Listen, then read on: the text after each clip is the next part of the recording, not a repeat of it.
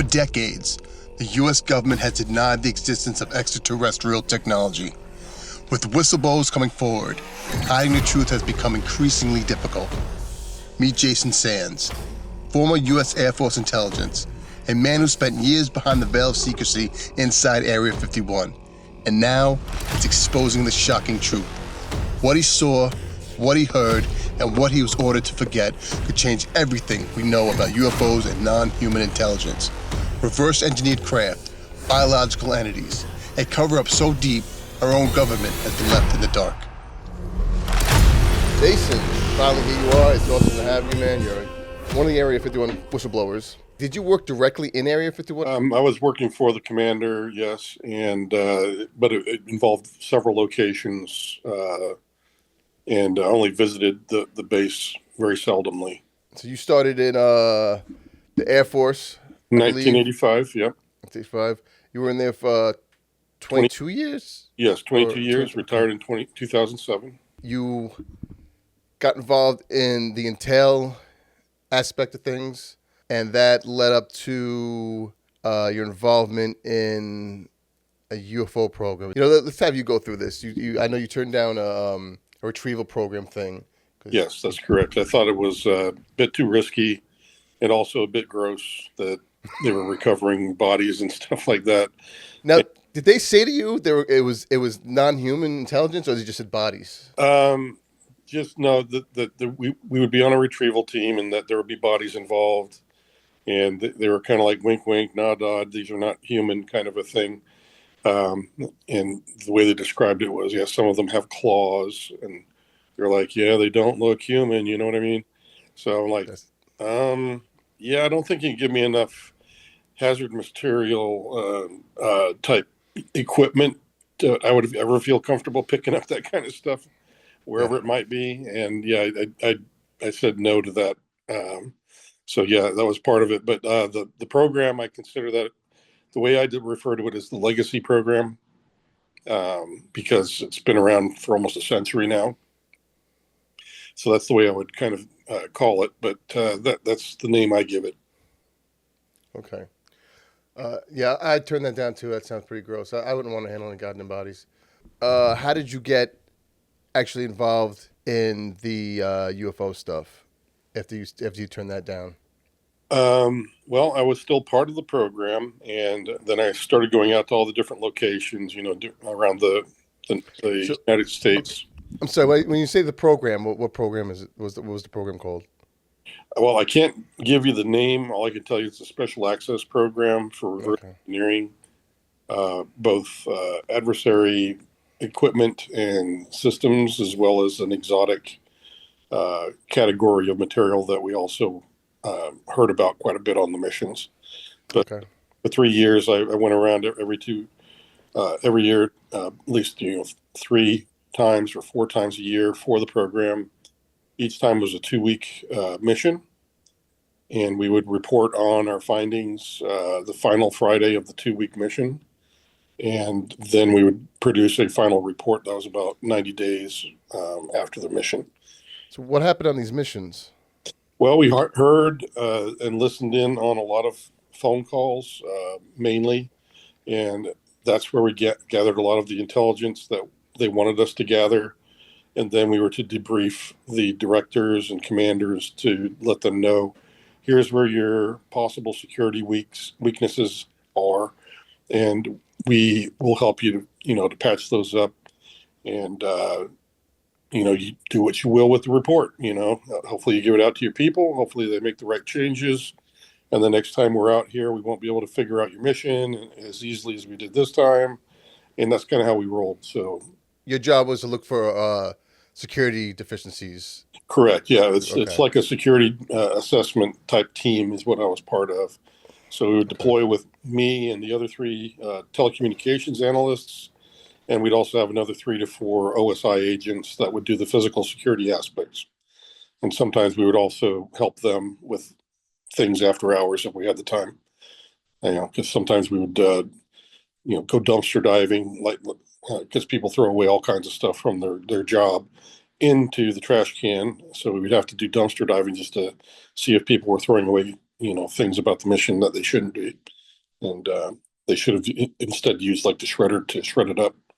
So we did some of that with the USI agents. Did you often find classified shit in the garbage?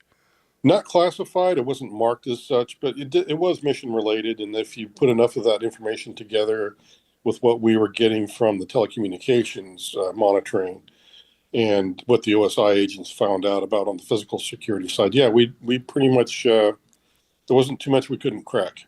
So yeah, you're right. It's people tend to be a bit lackadaisical. Going to the safe and pulling out the key is sometimes a little too much for some folks, and that's kind of standard. But yeah, that's how I would characterize it. You heard some interesting phone calls, right? Yes. Mentioning or alluding to NHI. Yes. Is that correct? How do these phone calls go?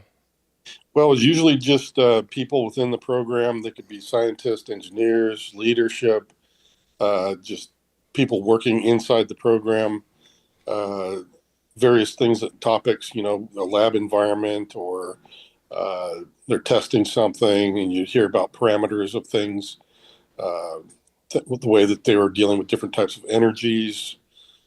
Just about anything that you could think of, those were the types of things that we were hearing. And also we would catch wind of things like tall whites and grays and things like this that were all part of the conversations. Is there any possibility that some of these calls were set up to see what you would report? No, I just don't think it makes much logical sense to have spent as much money training me and my team and having the OSI come out as well, and then having us housed in a hotel just to trick us. We were only there for 2 weeks out of the year, and it was best to get your bang for your buck while my team was there to assess your security rather than to sit there and trick me or any of the other people. So it just wasn't, to me, it just doesn't make sense. Okay. What was the one phone call that made you go, what the fuck? Well, really, what the fuck? It actually was a lab environment where they were mentioning the tall whites and the grays coming in and doing their part of the tests, and that humans were not allowed in that lab environment. And that's when I realized, wait a minute. So humans, tall whites, grays, we're talking about different species here. I was like, holy crap, this is definitely like out of this world kind of stuff. Because I was like, what is a tall white? What is a gray? At that point in time, and later on finding out that these were terms that were used by, people like Mr. Charles Hall and his millennial hospitality book, where he describes interfacing with the tall whites and things like this. So that's when I was like, good grief, this is definitely not normal. They didn't directly read me into that stuff, but when I was listening on the telephone lines, that's exactly what they were talking about. So I was definitely thinking this is a whole different category of strange,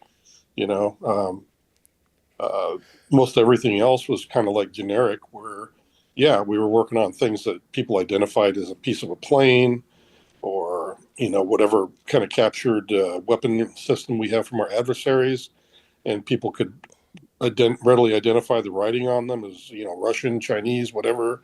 You could definitely see that was easy for them to do. And then there was another category where the scientists were very frustrated. They're like, I have no idea what this is, don't know how it works. And people are like, well, you're SOL. You're going to have to deal with it.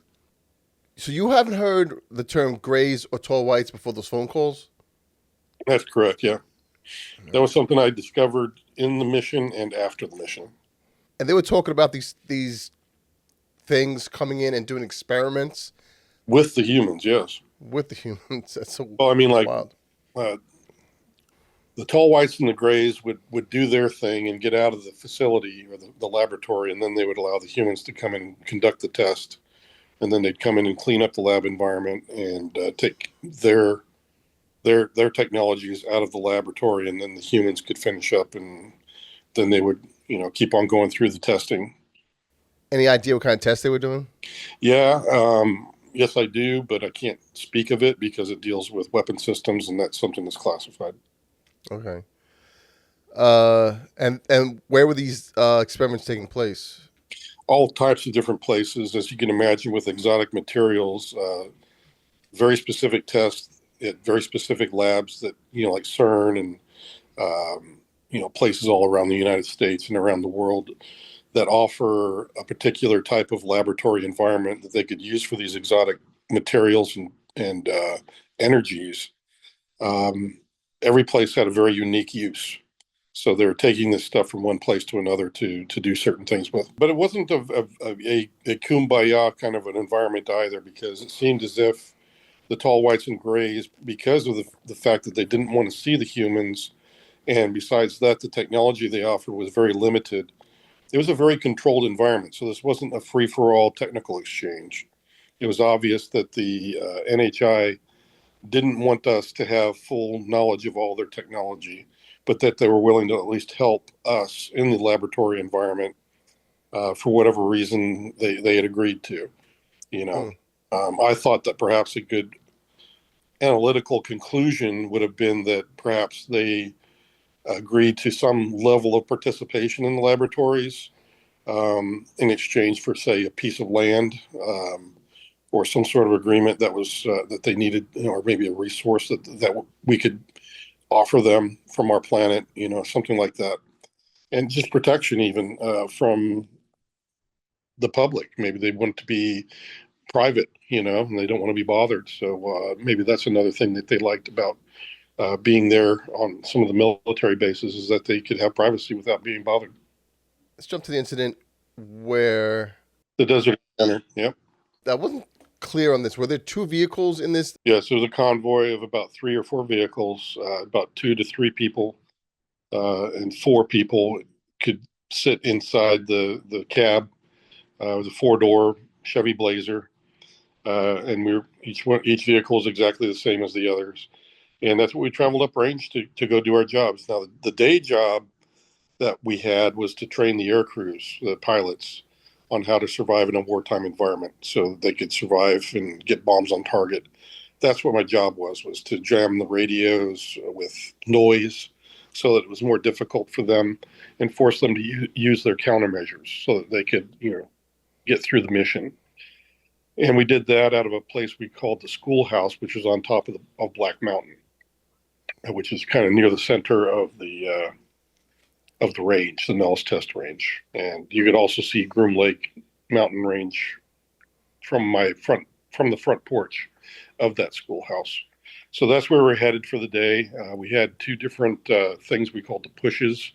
There was the AM push in the morning and the PM push in the afternoon. And the push was just another name for starting the war and the dog fighting, so that they could practice, the pilots could practice. So we're headed up for the AM push in a convoy. There had been an incident the previous week where on the previous Friday, apparently there's a video from the Nellis Test Range that shows a UFO coming onto the range and flying past Black Mountain where I worked. So there was a team of people there that week, and they saw it. So some of my coworkers were talking about this UFO incident, and then the following week when I came up on Monday, we were supposed to go see the video people and actually watch that same UFO video and put our name on a list that said, yes, we had seen the video. And then we were allowed to go on to Black Mountain. And then as we left the building, we go about a mile down the road towards Quartz Mountain, which is on the way to Black Mountain. And we encountered a being on the side of the road that looked like he was in trouble. I thought he looked like he was freezing to death because he had this very white skin with a blue undertone. And I thought he was, dying of hypothermia. So I was like, we got to stop and help him. And by the time we got to the point where we could see him clearly, this guy in the front seat noticed he had no ears. I'm stepping out of the vehicle, trying to administer aid, thinking this guy was dying of hypothermia because it was very cold. And it was, I think, October 1994 when it happened. So it was winter time, and it gets very, very cold out in the desert. And the wind was terrible that morning. So when I step out onto the roadway to greet him and help him, that's when I look up and I was just terrified because I was like, this guy is definitely doesn't look human. I'm looking at his ears. I'm like, they're both symmetric. They don't look like he's a mutant because his left ear and his right ear both were symmetric like ours are, but they were conformed to his head. And indeed, he had no ears. His eyes, as well, were twice as big, and the corners of the eyes were actually about where our temples are. So those were very surprisingly scary. Um, so I don't know what it is about that's so disconcerting about the eyes being bigger, but you hear about it mentioned in other encounters where the eyes are really something that strikes you when you encounter these beings. And I was no different. When I saw the eyes, that's when I really got terrified. The only thing that stopped me from losing my mind was the fact that he started talking to me, and the language was not English, but I did understand him in my mind. So I knew there was a telepathic sort of component to the communication, and that's when he relayed to me that his craft was damaged, that he needed a certain material called titanium or tintium rather. Um, at least that's what everybody's telling me I should say, because I always get confused whether it was trentilium, tantalum, tintium. I always got confused, but people are Titties. yeah. And I'm like, well, is that titanium? He's like, no, it's not titanium. So the tintium is something I had no idea about, and I just was like, well, I used to work over there in that mountain range, and they have high technology. Maybe they can help you. And that's when I got hit by this wave of disgust. And he was like, no, I will not work or even entertain, going there and talking to murderers and barbarians. So he was very disgusted at the idea of me pointing, in that direction. Apparently, it had some kind of a bad impression of them somehow. So I was like, well, and he was like, well, what else you got? And I'm like, well, I've got a professor at college. He's a geophysics guy, and maybe he knows a metallurgist that can help you figure out what this material is you need. And he didn't say goodbye or anything. He just kind of turned away, went back to his craft, which was about 50 yards away off the north shoulder of the dirt road. And that ended that part of the conversation. Damn, what a rude motherfucker. He said, no, thank you. Just walks away. Yeah, he does. And Did he? then, well, after he flies away and his craft is headed down south, everybody in the convoy, that's when I'm kind of looking at them, and it looked like they were definitely in a trance of some kind, and they were coming to, and you could see that they were like, just realizing, like what the heck are we doing here? Let's get to work. Um, and I'm not sure if any of them even remembered the incident, to tell you the truth. All I remember is that I was cold. I wanted to get back into the car where it was warm and head back up because I knew we had to get the systems all running before the AM push started. And we only had a little bit of time after the encounter to do that. So we all got back in, headed up to Black Mountain, and started our day. So you didn't turn to, when you got in, you didn't turn to him like, did you see that shit? No, I just was like very shocked myself, and I think they didn't seem to be too upset about it. And I was just thinking, maybe they didn't even see this, at the same time. And I didn't want to bring it up because I was like, what on earth am I supposed to say here? But I was at the same time thinking, well, we got to get to work. I have no choice. We can't just dawdle around here talking about this. And we had to get to work because there was a bunch of people that were waiting on the tarmac in their aircraft getting ready to play war, and we weren't there to start up our equipment yet. So we just had that sense of urgency that we had to get to Black Mountain right now. So that's what we did. And then So this, later in the day, I did go out at lunchtime. I remember walking out with my lunch bag, walking down, even though it was deathly cold. I don't know what urged me to go outside, but I don't remember what happened to my lunchtime. All I remember is walking out with my bag of lunch and walking back in without it.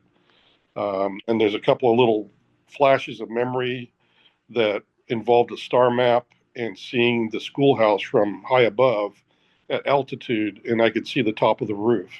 But those are the two memories I have of that lunchtime. That's all I've got. Where my lunch went, I have no idea. so not only was he rude, he might have eaten your lunch too. That's messed up. Yep. So he doesn't seem to fall into the category of tall, white, or gray. So he seems like a whole other Yeah. category in ancient. Oh, it's wild. Yeah. Some people might be a hybrid of some kind, like a mix between a human and a tall white or something. Okay. He's blue. Yeah. Well, bluish. He looked more like an albino with a blue undertone. That's what it looked like. If you can imagine, Okay. somebody who's got that really white skin, and then you could see a little bit of blue underneath. Did he smell any type of way? Do you remember? I don't recall there being a strange smell or anything. I don't recall the telepathy causing any headaches or dizziness. Everything was kind of normal, other than the fact that he was wearing a military uniform that had no insignia on it. And I thought it was out of place because it was very clean. And when you're uprange, you only wear your dirty uniforms because it's so dirty up there with all the dust blowing around. So the alien's rude, stole your lunch, stolen valor. What? I mean, this is. Yeah, no wonder he was trying to get out of there. So have you tried to contact anybody that was in that convoy? Contacted the driver. He ghosted me after I started asking about the UFO incident, so I think he remembers. The person that was to his right in the passenger seat, nobody seems to be able to find. The person that was sitting next to me in the passenger side of the vehicle, I think they found her, but she was unwilling to talk. She was too scared. I mean, I don't blame her. Yeah. I'm sure this has impacted your life. I know it has actually. After coming forward, what made you decide to come forward? Well, it was I kept my mouth shut for quite a while, but I started to see some news articles about the Indonesia Triangle, and I knew what that craft was, and the activities that they were involved with didn't look legal, and that was one of the big reasons. The other reason was that I also had a gnawing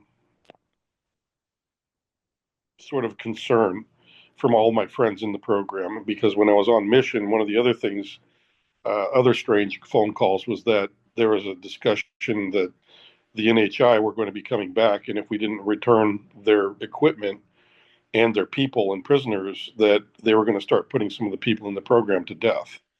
And so I had a concern for the welfare and risk to life of my friends that were still in the program, and that maybe they didn't even remember listening to that same conversation on the telecommunications, and let alone that there's most of the people in the program are in stovepiped parts of the program. They don't even talk to each other. So there's some people in that program that are probably blissfully just working away and don't even know that their lives might be at risk. Since that incident, have you encountered any more NHI or exotic craft? Yes, exotic craft. I did have a orb experience while I was stationed in the United Kingdom. I've seen after I retired and just before I retired, near Eglin Air Force Base, I saw the delta shape or triangular shaped craft several times, about 3 or 4 different times. One time was with one of my daughters in the car. So yes, I've seen those, and I've had another UFO that I saw while I was loading my car from one of my wife's like parties that she had.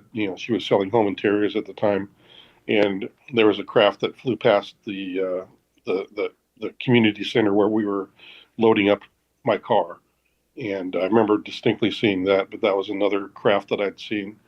So yes, after it, and even before I was in the Air Force, I've had UFO incidents. So it's been part of my life, even since childhood.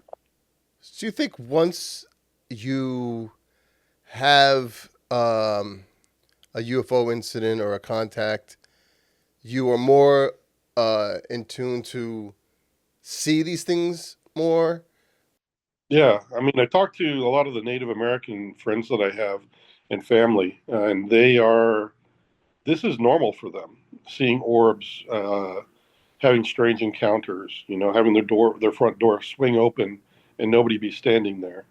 um, and then hearing footsteps coming towards them. They have all of these types of things, and they tell me that because I have, Native American blood in me, that I also am of interest, and that's a common thing for them to be encountering. So there may be some, you know, reason that I was singled out earlier in life, and maybe that's something that's just been following me around, just like they do the Native Americans and the tribes. I could be wrong, but I think the area around Skinwalker Ranch is Native American land, That's right. right? Yep. It's considered land that is sacred, and they really don't like them being out there. If you were to talk to some of the tribes that have been out there since long, long ago, they would say that yeah, that there's been strange happenings there, and that it's considered land that you should stay away from. Mm. So when did you become a whistleblower, and how did you go about that? How did that develop?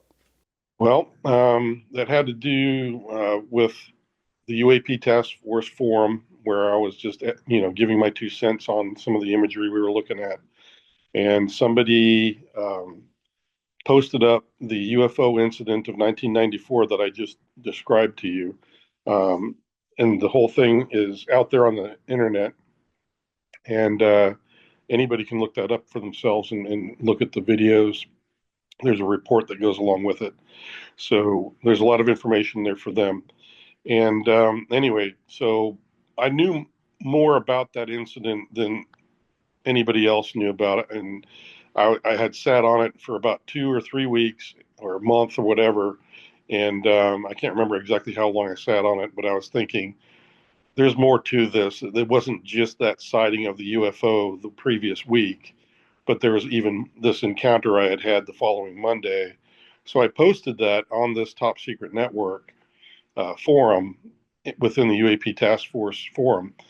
And that's when I got a call and an email from David Grusch and I think his supervisor or something. And the two of them interviewed me, and they thought it was prudent for me to go forward to Congress and give testimony. Um, and I also brought up my other concerns about there being perhaps some problems and impropriety with the use of some of the platforms that I knew of in the program.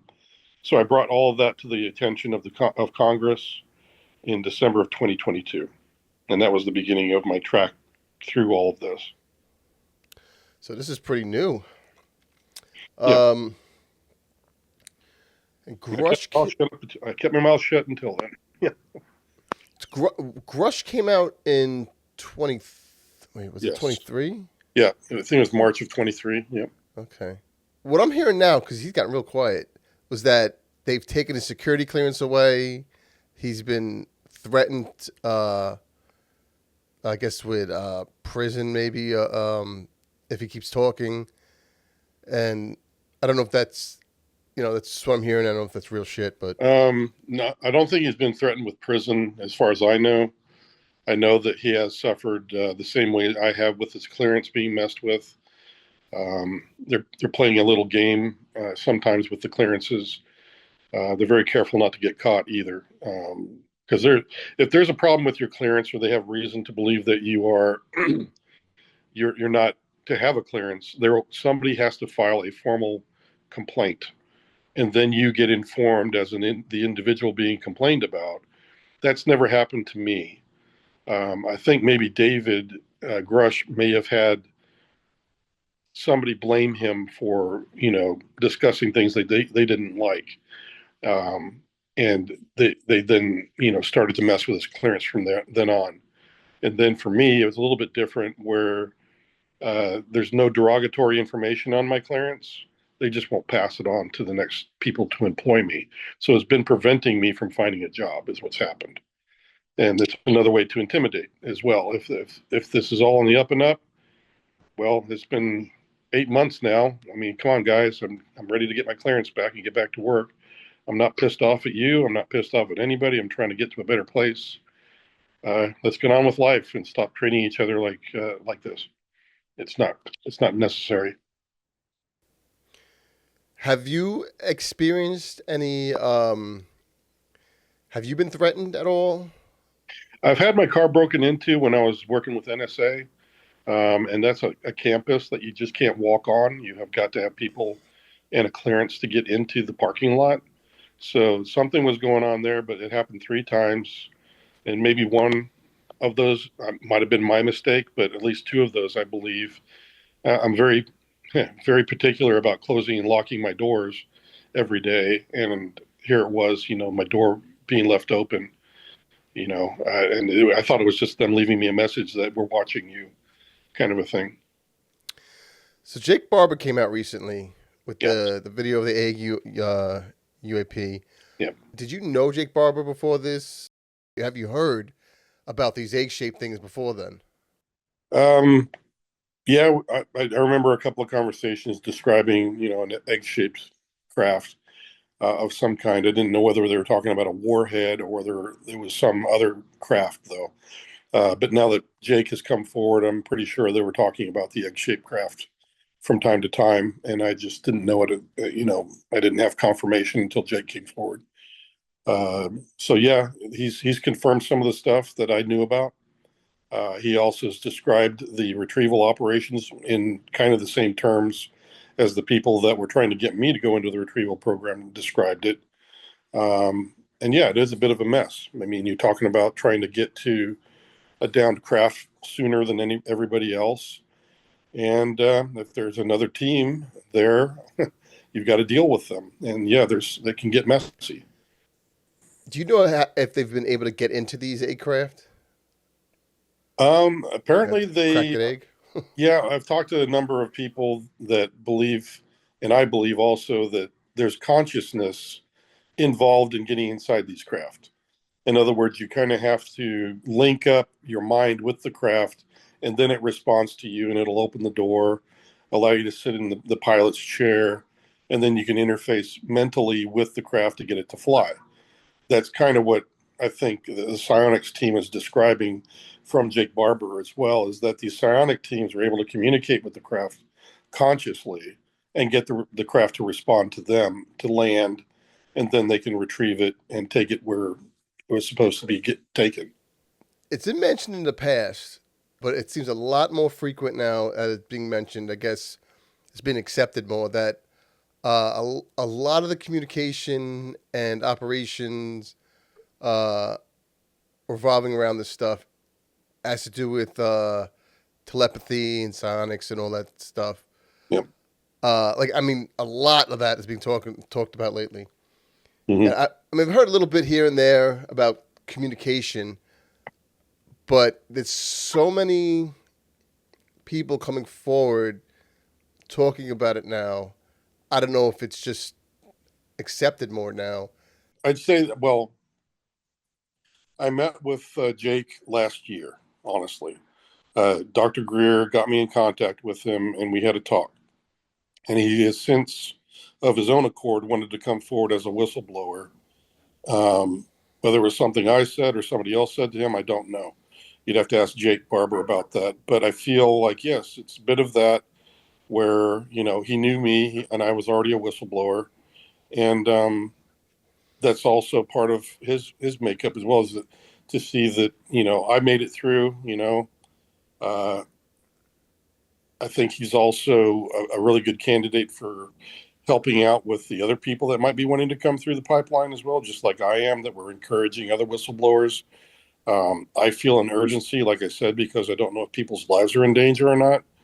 I just don't want to take that risk for them and not say anything about it. And I'm sure Jake would say the same for the people he knows, that if there's a risk to life, he'll try everything to not have that happen, prevent it from happening. So I would like to think that that's another thing that the whistleblowers are hearing and gives them reassurance that, yes, you can get out of the program. Yes, you can traverse out of there. We'll try to help you as best we can. If you want to go be anonymous, we can make it happen anonymously. If not anonymously, and you want to go public like I am, or David Grusch has, we know how to make that happen as well and get you through all your legal wickets to help that, make that happen so you can speak to the public.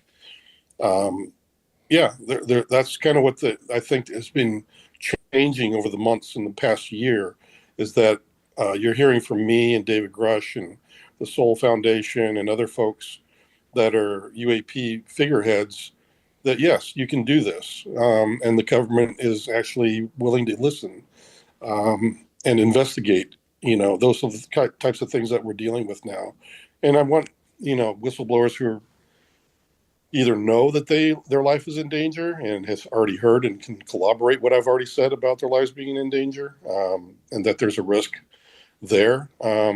Yeah, maybe it's time to consider what you're doing and maybe uh, reach out, whether discreetly or not, and we'll help you as best we can. So, are there certain people in the government you trust?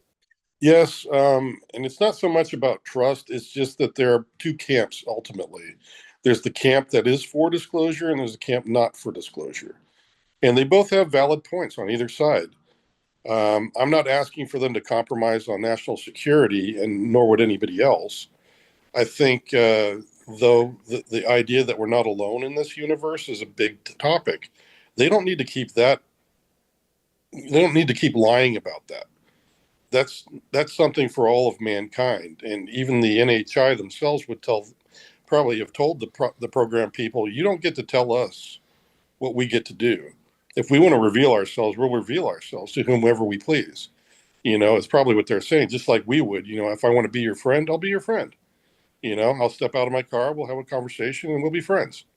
And that's the way they deal with things. And to sit there and think that somehow this program, just because they think this way or that way, that they have some kind of control over these I think that's a complete fallacy. Um, and I think even the NHI would probably tell them, no, you're not classifying this. We don't give a damn about your classification markings. They mean nothing to us. We have our own form of government, our own way of doing things. And they might just tell them, knock it off, and leave us alone. Let us do our work. We're happy that we're working together with you, but don't tell us how to operate. So I think that the fact that we're not alone is really not a classified thing at all. It never has been. And I could tell you for a fact that it never was talked about as being classified when I was on mission. Never, you know. Where are they from? Do you know? Have any idea? Well, I know the guy in the desert. According to what I remember of the star map, he seemed to hail from the Regulus star system. And apparently, there are exoplanets that we have recently discovered. In other words, planets that are in a Goldilocks zone, like our planet Earth is, and can be or might possibly be habitable or already inhabited. That's where the guy that I met was from.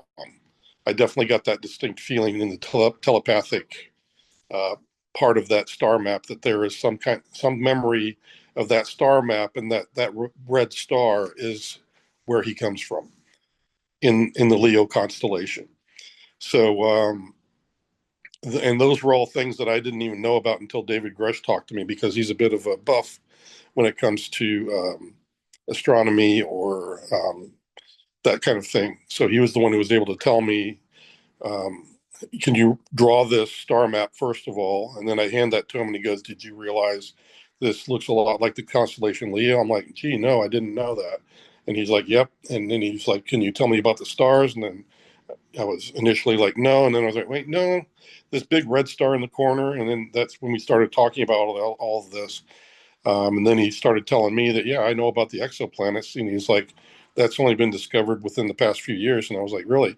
So he was telling me all this new pieces of information. All I knew was I had a star map in my head, you know? So there's all these things that have happened there. And I think that all these other beings could realistically be from any number of these other Goldilocks zones around our galaxy.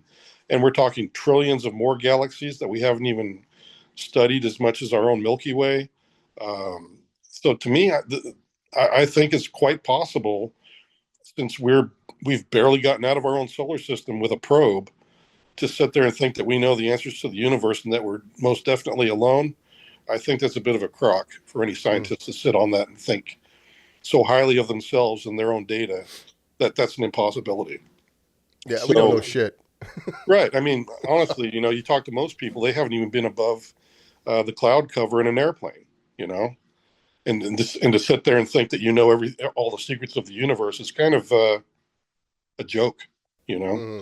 I would think so. At least if I claimed that, I'd want somebody to challenge me and tell me, I mean, well, wait a minute, dude, you've not even been, off the planet, and you're claiming you know everything about all these trillions of galaxies. Well, yes, of course, I know it's this and I know it's that.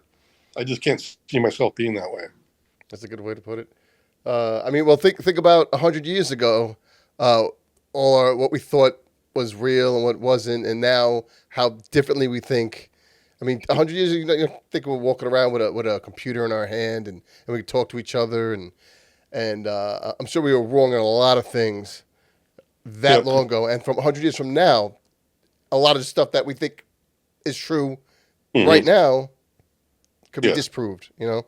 Exactly, and that's just it. Is that I would like and prefer the sciences to just say this is what we have for data and this is what we think it is, but I want them to get away from I personally believe this, and if anybody disagrees with me, I'm going to take away their grant money and therefore make their lives miserable because they don't agree with my theory. That's the part of science that definitely the egos have to you know go kiss somebody else's, backside, please, because I'm not taking anything from you anymore. You're just egotistical and think you know everything. That's Mm-hmm. that's definitely not the era we're in. I think the new wave of the future is going to be that science is there. There's a scientific method. We need to continue to use that method to take the empirical data and analyze that. And at the same time, in the same breath, we need to understand there's a lot of stuff we really don't know. Do you regret coming forward at all? Um, if I had known that I would be having trouble right now trying to find a job, yes, that would have been a concern. I had my clearance since 2022 and 2023, most of 2023, I had my clearance. And it was just unfortunate, though, that the last employer decided to take what action they did. And that was on them, honestly. That was their choice to treat me like that. What does your family think about all this coming forward and alien stuff, or NHI, I should say? For the most part, they support me. They have their doubts. I mean, and I've never asked anybody to believe everything I say. It's up to every individual that listens to me or any other whistleblower or any other experiencer. So they understand that. We don't get in fights about it. Um, we've argued points back and forth, just like any other place. I don't mind that. I actually don't mind a good debate. The only thing I don't like is if somebody gets rude or very verbally nasty. You know, Hmm. that I think is uncalled for. I mean, we can do better than that. So my family Yeah. is very much civilized with me about it, and for the most part, they know I'm being sincere. They just have to deal with it on their own. I don't know if they all believe me, but I think most of them do. Okay. I mean, you always have you'll always have those assholes out there who want to just argue about things, Yes. uh, because they're not wrong. Yeah. Do you think that uh, human beings should be afraid? Um, for my opinion, no. But that's because I've always had faith. I've been a faithful person. I do believe in God and so forth, but I only focus on the positive energies that I have in my life, and spiritual energies, they're part of that. And on the other hand, I've heard from other people who've had absolutely horrible experiences all through life, whereas mine has been very protective. I'd even say even godly uh, uh, encounters. Even my encounter in the desert was very civil, very respectful from the individual I was talking to.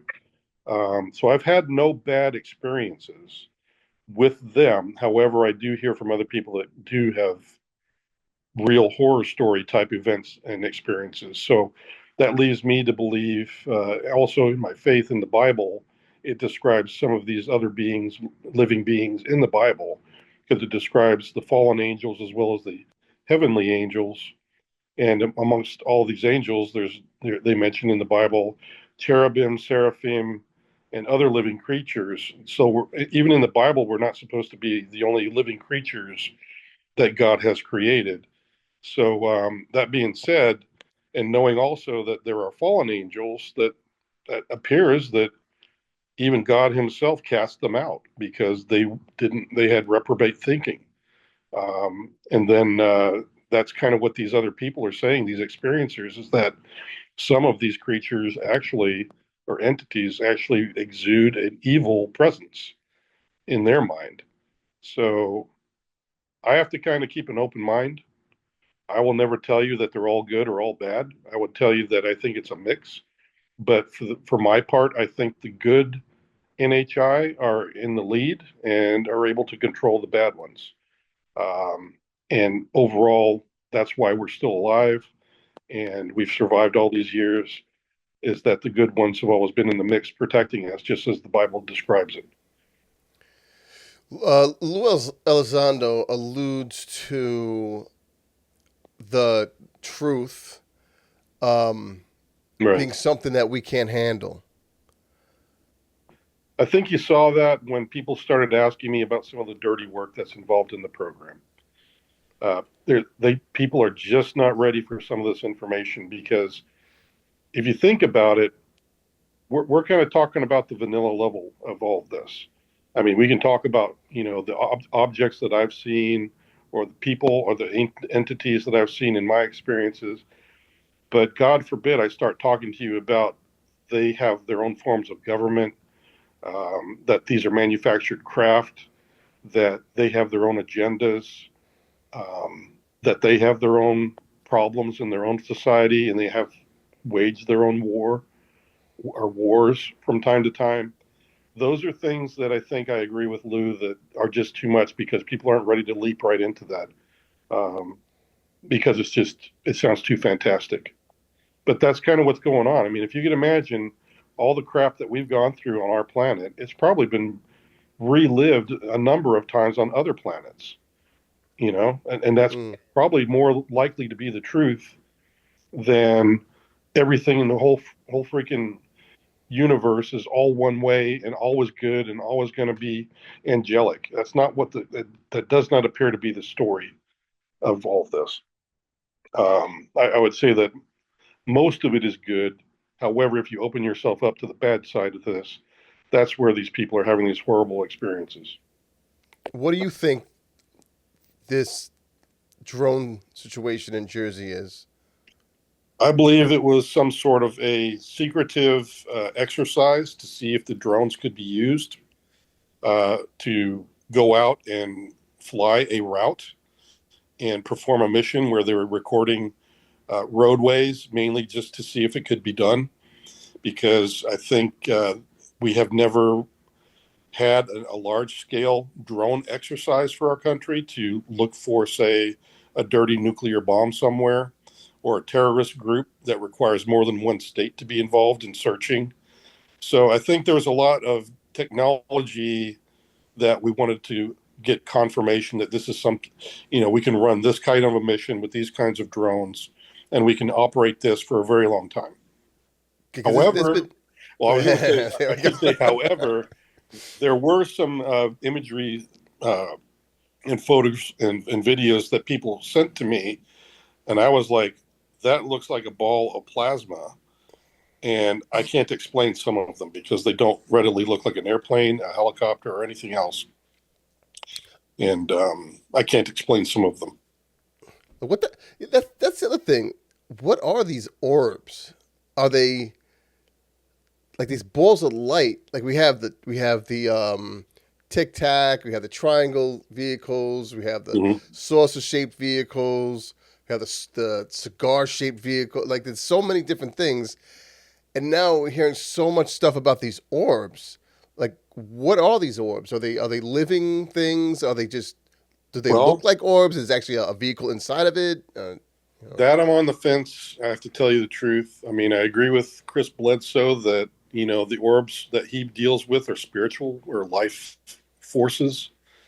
They seem to appear to people, and then they have these very religious type experiences with them. Then there's a set like I had in the United Kingdom where I saw an orb in the sky. It was about 30 feet across, and it definitely looked like a solid craft. And it had this plasma of goldish green emanating from it, and it was very, very bright. And that one was an actual craft, and it probably had pilots and occupants on the inside of that craft. So I do believe that some of the light forces or the orbs are actual beings in one sense, like the ones from Chris Bledsoe. Then there's the ones that are actual machines, that are flying machines of some kind. And then there's the other ones that are about basketball size that, to me, when I see the imagery in the video, they look like they're drones. You know, maybe they've got some sensors on board and that they're going out looking for something. Mm-hmm. You know? Is there video? Have you seen video out there that if the public saw it, whether it be a craft or an actual NHI, that if the public saw it, they'd be like, yes, that's fucking real. That's, you know, that's not AI or whatever. That thing is fucking real. Yes. I've seen stuff that literally on the forum where nobody could decide whether it was this or that. And it was just an unknown, and then reported on. And some of those ended up in the classified forms of the congressional reports on UAP. So hopefully the congressmen and women are all on board knowing and seeing some of those images. And they were probably just as surprised as I was and some of the other analysts were to see it. But yeah, there are very large craft that appear to be just under the surface of the ocean, even larger than an oil rig that I've seen. There are very high fidelity video of orbs, you know, silver metallic looking orbs that don't appear to have any rivets or anything on them, that have been in there. And I think they've already had one released to the public as the Mosul orb.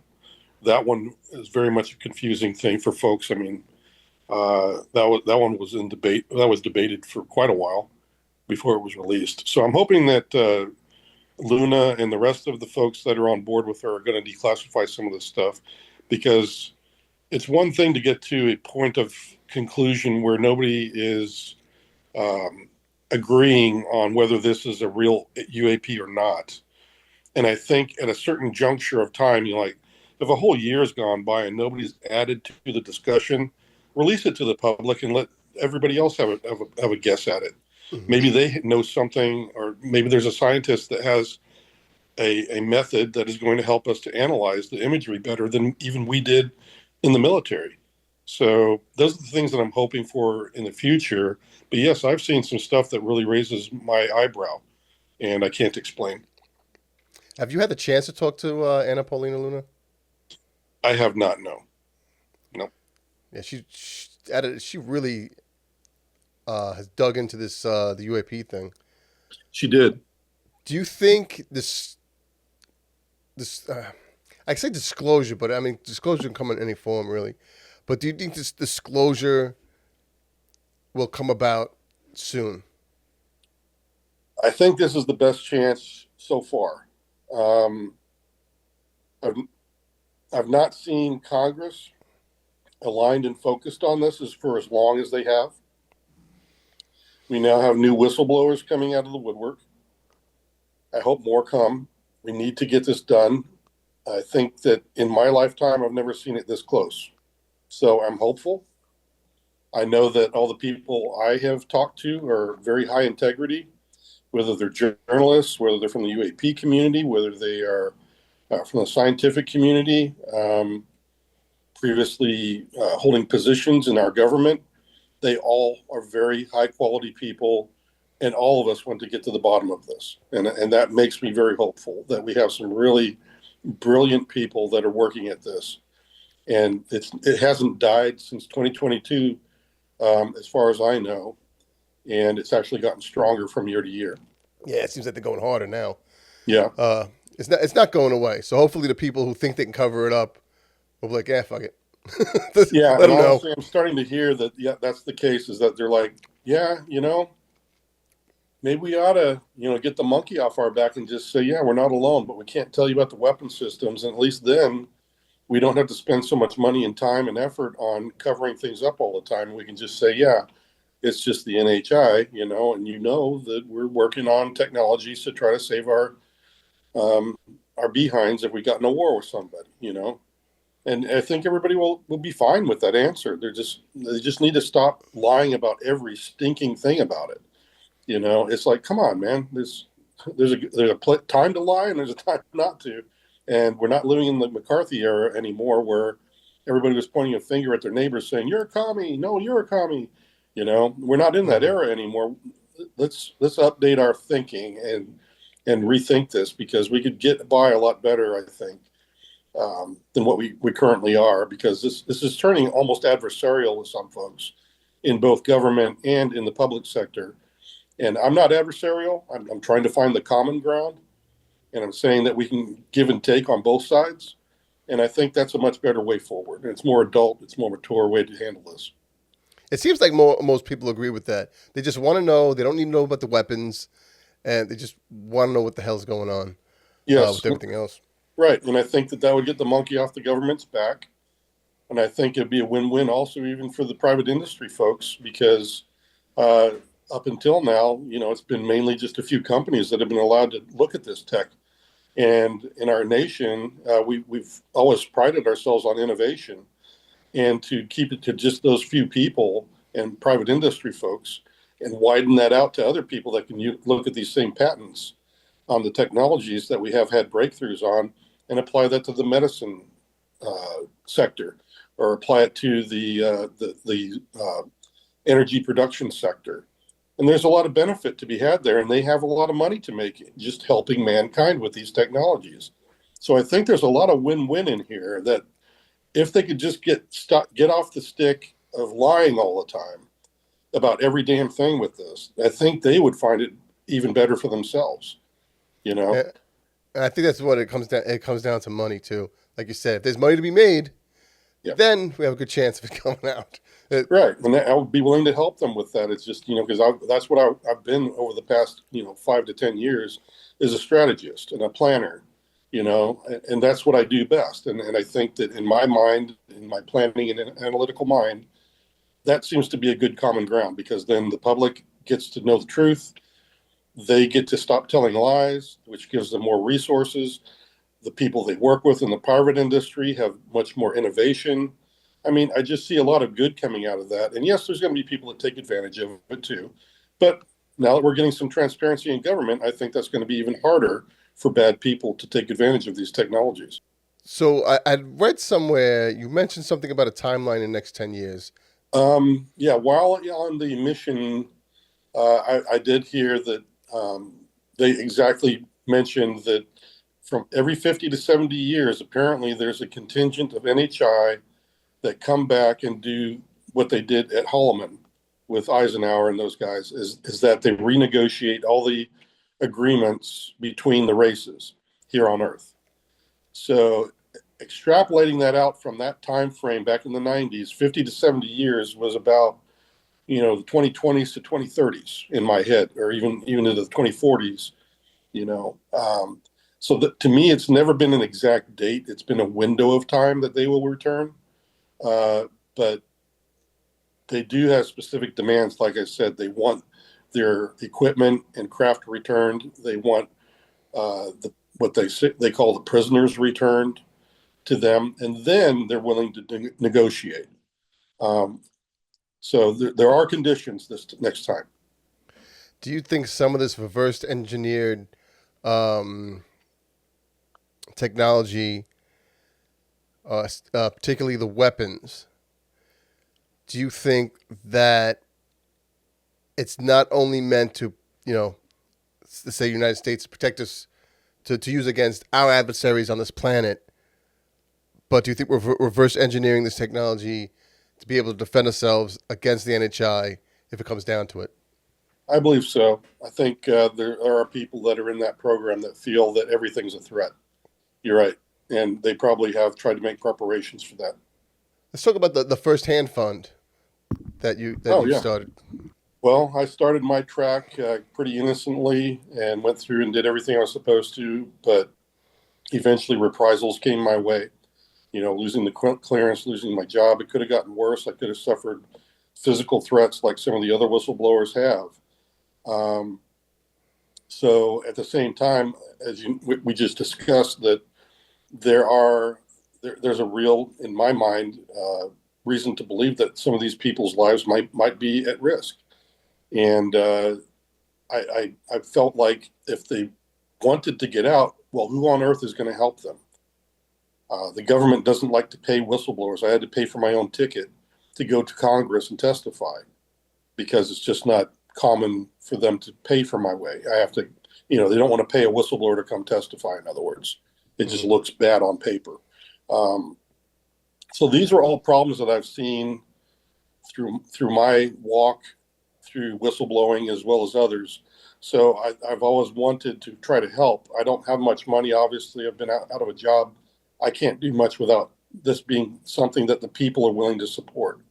And that if we can help these whistleblowers by standing up this firsthand fund that I've started with some other friends of mine, that maybe we can get enough money together to help some of these people that may have to come out and find another job.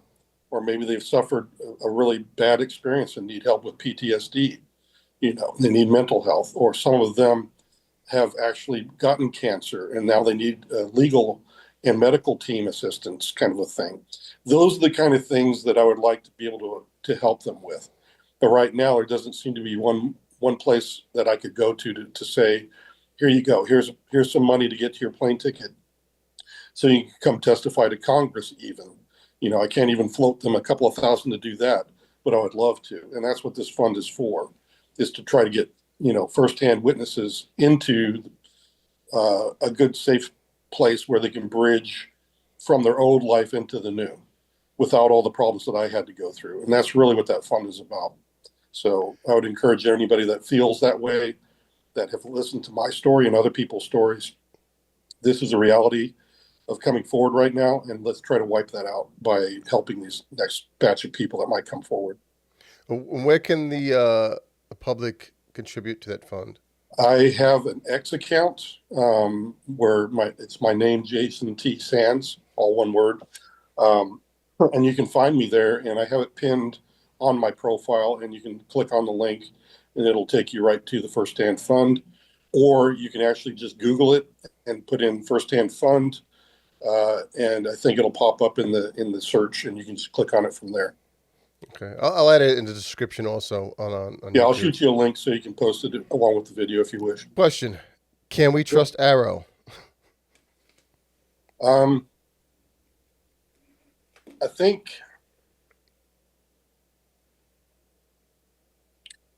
yes, to a certain extent, but you got to think, since AARO is connected to the DoD, there's always going to be some strings attached to AARO.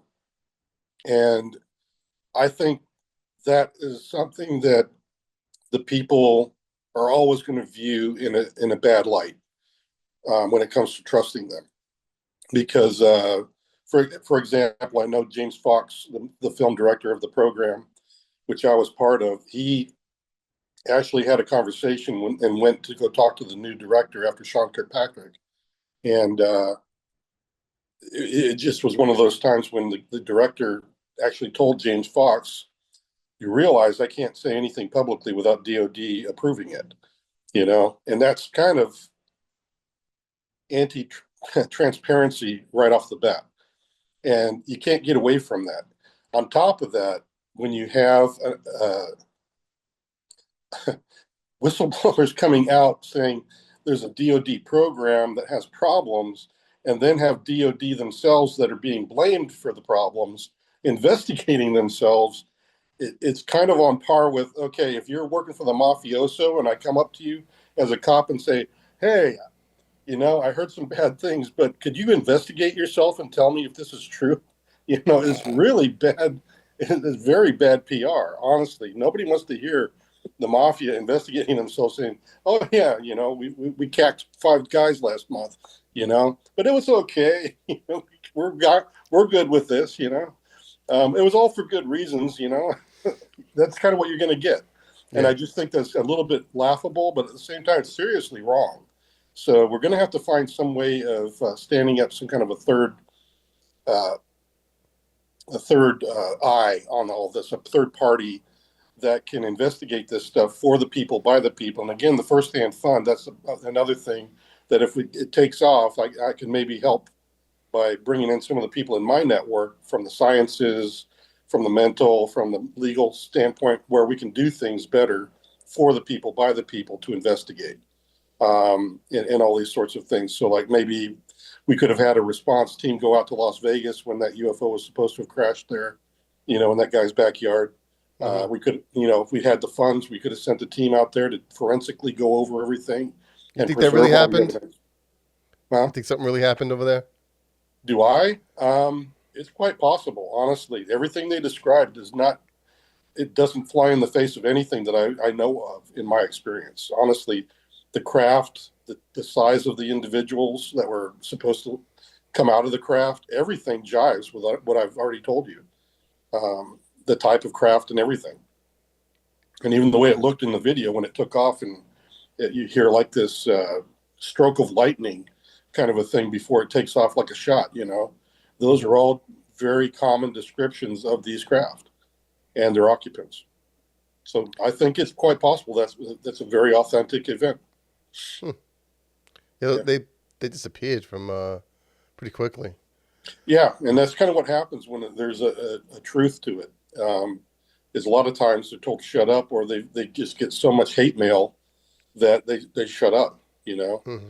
And then there's other people that say they actually have some people in military suits or men in black show up and literally threaten them to. And yeah, those things are happening. So usually when things go quiet, to me as an analyst, that's a red flag to me that this was real, because if it wasn't real, everybody be talking about it, and nobody would feel threatened. And that sort of a thing would be happening. So it flies in the face of it all if you think that it wasn't real. Every month there's new things that come my way. Like this past month, Nazca Mummies became a topic. I got introduced to the group that investigated them. Oh, have you seen those? Have you actually? Yeah, they shared some of their videos of their autopsy, I guess, and their testing of the mummies. And we actually interviewed a guy that really knew a lot about what they had already done with the MRIs and the scans and everything else. It was very telling.